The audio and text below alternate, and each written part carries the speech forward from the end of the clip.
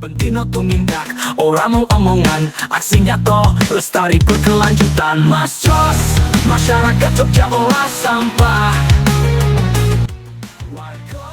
Sampahku tanggung jawab. Mas Jos, masyarakat Jogja olah sampah. Nah, pemirsa, ini kita lihat ya, di sini banyak sekali orangnya. Dan ibu-ibu ini mayoritas ya. Oke, nah. Oh enggak, kalau terpilah kita beli 5.000. Oh, cukup tinggi. Oke. Berarti saya jual ke tempat jenengan bisa, Pak? Bisa. Nah, pemirsa, ini kita sudah ketemu dengan Mas Ilham ini, pemirsa. Mas, ini jenengan mulai usaha ini sejak kapan, Mas? Kami rintis dari sejak Covid, malah sebelumnya itu kami ngolah sampah masker yang kita jadikan kursi. Ada nanti kursinya di belakang. Mas, sampah masker jadi kursi. Iya. Menarik ini, pemirsa. Mas jenengan kan masih muda, Mas. Kenapa kok mau ngolah sampah kayak gini? Emang ada untungnya gitu? Wah, untungnya banyak, Pak. Oh gitu ya. Jadi selain itu, Pak, selain lebih ke bisnisnya, lebih ke keuntungannya, kita kan juga bisa menggerakkan bank sampah maupun orang-orang sekitar sini yang sebenarnya kita nggak perlu ijazah untuk membuat seperti ini. Oh, gitu. Nanti kita berikan mereka kerjaan dan itu cukup mudah gitu. Oke, pemirsa, ini produknya seperti apa sih, Mas? Mungkin bisa dilihat ya. Yang ini apa, Mas, ini? Ini ada plakat. Oh. Nah, ini ada plakat. Oh, plakat-plakat itu ya untuk piagam, untuk ini ya, kenang-kenangan itu juga bisa diproduksi. Ini dari sampah ini, Mas? Ini dari sampah ya, dari sampah plastik tutup botol. Nah, seperti itu sampahnya. Oh, benar. Oh, dari sini. Dari ini tutup-tutup botol ya, tutup galon, itu nanti jadi plakat. Terus Plakat. jadi apa lagi, Mas? Ini ada phone holder, terus ada nampan. Oke, apa lagi, Mas, ini? Oh, ini saya lihat ya, ada tataan, gelas, kemudian ini ada, ini apa ini, Mas, namanya? Ini medali, Pak. Kemarin Oh, kita medali. dapat orderan dari Palembang. Mm-mm. Ya, ini kita kirim ke Palembang Saya kemarin. lihat juga, oh, menarik Nah, ini, kemudian pemirsa, ada gelang-gelang, kemudian ada tasbih dan lain sebagainya. Nah, ayo pemirsa, ini katanya kita mau ditunjukkan mesin produksinya. Ayo kita ikuti Mas Ilham, pemirsa. Nah, jadi ini tidak perlu mesin yang gede gitu ya, Mas ya? Tidak perlu, Pak. Oke. Oh, jadi ini pemirsa, ini mesinnya. Senjata. Ini mesin cacahnya. Nah, kami Saya Mas, ini cukup beruntung juga mendapat support dari Rumah Zakat. Nah, Oh, ini ini dari rumah zakat ya? Iya. Oke. Dari Rumah Zakat 1 2 sama nanti yang Mas, kalau mungkin dikenalkan dulu, yang ini mesin apa namanya, Mas? ini mesin cacah. Mesin cacah ya? Ya, itu untuk mencacah. Monggo Bapak Ibu. Monggo. Oke, jadi ini botol-botolnya tadi ya, tutup botolnya. Ini yang sudah terpilah. Oh, ini dipilah, dicuci dulu ya? Oh, enggak. Oh, enggak perlu dicuci. Cuciannya nanti setelah jadi. Oke. Terus dimasukkan ke sini. Ya. Nah, ini ini hasilnya seperti apa, Mas? Coba. Oh, kayak gini. Ya, jadi ini tadi di mesin pecacah. Oh, gitu. Oke, ini tutup botol ya. Betul. Nah, ini untuk main warna berarti nanti warnanya dipilih sesuai dengan pesanan gitu ya? Betul. Oke, keren. Ini yang sudah dicacah dari hasil tadi cacahan mesin cacah tadi. Ini kan ada warna. Ini mungkin ada yang tahu, Bu, tutup apa ini? Galon aqua ya. Aqua galon. Ini Oke. terus ini agak kuning itu biasanya dari tutup minyak. Nah, ini kita ada beberapa oven kecil, oven besar, oven sedang. Prosesnya itu setelah di oven ini suhunya 200 derajat Celcius, kemudian masuk mesin press. Mesin press ini juga kita punya mesin press banyak mesin. Nah, terus kemudian jadi papan seperti itu. Oke, jadi prosesnya ya pemirsa, setelah dari tutup botol tadi dihancurkan, kemudian digiling menjadi halus tadi, itu dipanaskan ya di oven. Ovennya seperti ini. Nah, ini ovennya, atau bisa dengan oven yang lebar seperti ini. Nah, nanti jadi papan seperti ini. Nah, ini setelah leleh kemudian dicetak menjadi papan seperti ini. Oke. Nah, nanti kita akan lihat ya setelah jadi papan. Ini proses produksinya jadi seperti ini. Oh, ini kita mau buat apa ini, Mas? Ini kita buat manik-manik untuk dijadikan tasbih atau gelang nanti. Oke, dari ini ya platnya sudah jadi seperti ini. Ini yang warna kuning. Ini warna kuning ini berarti dari tutup minyak. Oh, minyak ya. Oke, ini nggak ngira ya pemirsa. Tutup minyak yang mungkin kalian buang jadi sampah itu di sini jadi manik-manik ya. Oke. Oke, caranya gimana, Mas? Pertama kita langsung bor aja.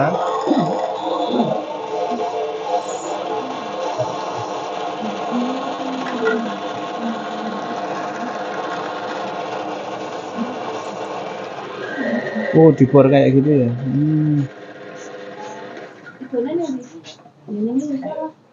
Oh. Nah, ini jadinya kan jadi seperti ini. Oh gitu. Sederhana ini ya. Ini masih Nah, kasar, nanti setelah ini diamplas. Ya, Oke. kita halusin lagi. Seperti itu. satu-satu ya. Oke. Ya, bisa. Ya, bisa diolah lagi. Ya, Oh, keren ini pemirsa. sekecil mungkin sampah. Nah, seperti itu, Pak.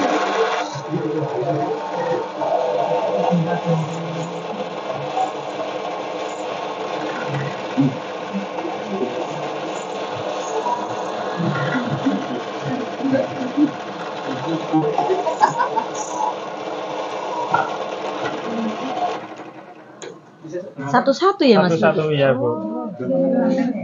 Sama lumayan. Satu jam biasanya dapat 100 sampai 120 Oke. butir. Jadi harapan kami ke depan itu tidak hanya produksi, kita mau bikin kayak sekolah atau wisata edukasi tentang olah sampah. Kita dukung ya.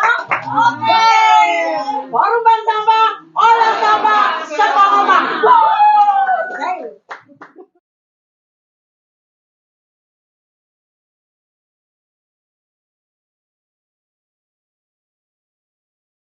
Kita mau kemana Mbak sekarang? Pengolahan organik. Oke, ayo kita ikuti Mbak, yuk pemirsa. Monggo ibu-ibu, kita lanjut. Mantap. Nah, di organik ini kita ketemu siapa Mbak Ayu? Ini ada Oke. Mas Satrio. Oke, kita kenal namanya siapa Mas? Satyo di Majalambang. Oke, kita mau diajak kemana ini Mas Satrio? Wah, di sini aja. Oke. Apa ini Mas jenengan mau kenalkan ke pemirsa? Ini salah satu pengolahan sampah tadi sudah anorganik, sekarang yang bagian organiknya nih, Mas. Oke. Maggot dalam box-box seperti ini. Oh, ini. Nah, ini namanya Sikomat, inovasi kotak maggot atasi sampah organik. Oke, nah kita tutup sih Mas. Kita malah aku penasaran karo Mas Satrio ini. Nah, Mas Satrio, ini jenengan latar belakangnya apa sih Mas? S1-nya dari mana Mas? Satunya teknik mesin ya. Teknik mesin ya, tapi ngurusi maggot ya. Ah ya, Oke. Teknik mesin di mana Mas?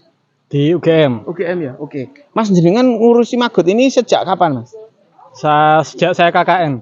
Oh, KKN ya. Ya dulu. Oke. Ceritanya gimana Mas kok bisa sampai jatuh cinta sama maggot ini?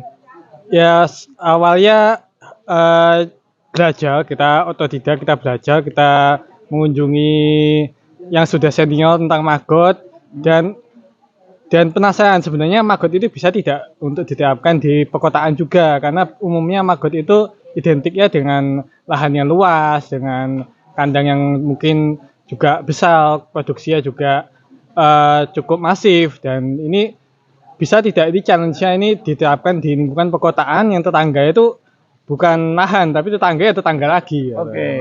Nah, setahu saya kan maggot itu kan siklus ya Mas ya. Ya. Jadi dari lalat, kemudian nanti telur, kemudian jadi maggot terus dewasa itu ya. Ya. Nah, ini kan memang butuh tempat Mas. Nah, ini caranya jenengan gimana supaya ini bisa praktis dan bisa diterapkan, itu apa Mas inovasinya? Ya, kami di sini mengambil setengah siklusnya saja. Jadi dari lalat BSF yang maggot ini kan nanti akan jadi lalat. Dan untuk diterapkan di rumah-rumah itu fokusnya hanya satu. Ada sampah sisa makanan langsung dimasukkan ke kotak, itu aja tugasnya. Jadi tidak perlu memikirkan budidaya lalat BSF-nya. Dan yang akan budidaya lalat BSF itu nanti akan tergabung di forum bank sampah seperti ini. Di forum bank Oke. sampah, jadi akan dibagikan ke rumah-rumah, ke nasabah itu dalam bentuk sudah siap olah sampah. Sudah Oh, olah. jadi ini satu life cycle-nya saja ya? Ya. Satu siklusnya saja. Kalau yang nanti untuk lalat kemudian telurnya itu di bank sampah tadi ya, forum bank sampah ya? Ya. Di forum bank sampah tadi. Oke. Terpusat. Jadi tidak lagi mengumpulkan sampah di satu titik, tapi maggotnya yang kita sebar ke rumah-rumah. Oke, ini yang diterapkan di rumah-rumah. Wih, namanya Sikomat. Inovasi kotak maggot atasi sampah organik. Nah, ini mungkin bisa dijelaskan Mas, cara kerjanya seperti apa kalau ini? Ya, cara kerjanya ibu-ibu nanti menerima maggot yang sudah siap makan. Jadi bukan bentuknya telur maggot, bukan, tapi sudah bentuknya sudah siap makan. Nah, di sini sudah usianya sudah 2 mingguan yang ini.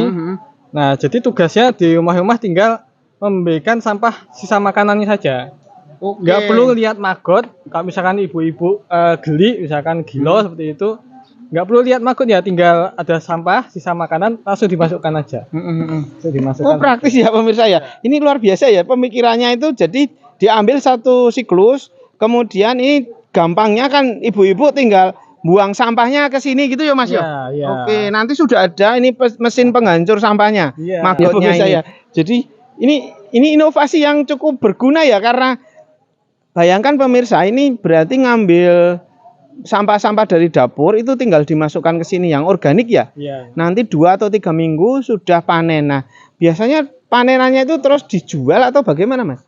Ada opsi ditimbang lalu dijual menjadi tabungan bagi nasabah bank sampah. Jadi bank sampah tidak hanya menabung sampah anorganik lagi, tapi juga nabung maggot seperti itu. Oke, nah untuk informasi ya pemirsa, maggot ini kalau di Jogja hari ini dihargai sekitar 6.000 sampai 8.000 per kilo.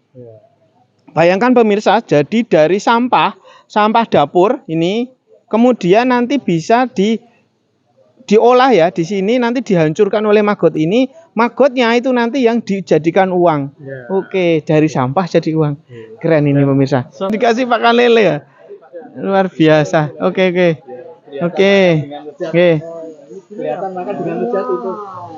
Oke, nah ini lele ya ini pemirsa.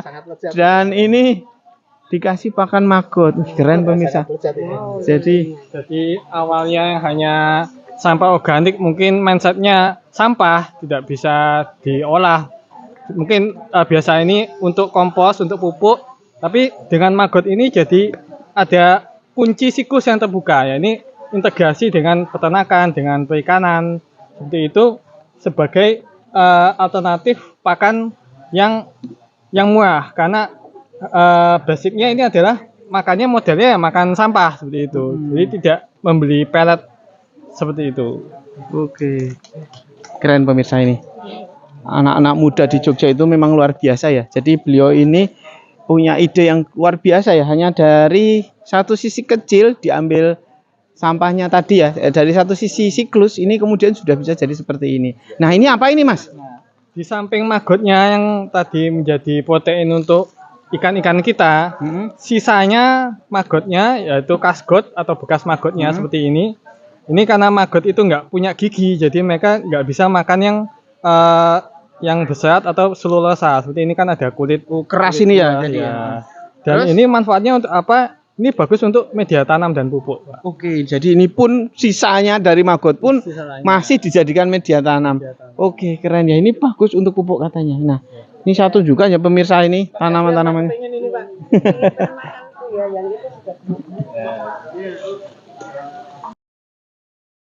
Nah, pemirsa ini saya sudah bersama dengan Bu Agnes ini. Ini salah satu aktivis pengelola lingkungan hidup di wilayah Kementerian Umbularjo ya. Nah, ini luar biasa ya karena beliau sebagai forum bank sampah itu ada di mana-mana juga. Dan ini juga bersama dengan Bu Fraksi namanya. Oke. Keren. Sampah tanggung jawab.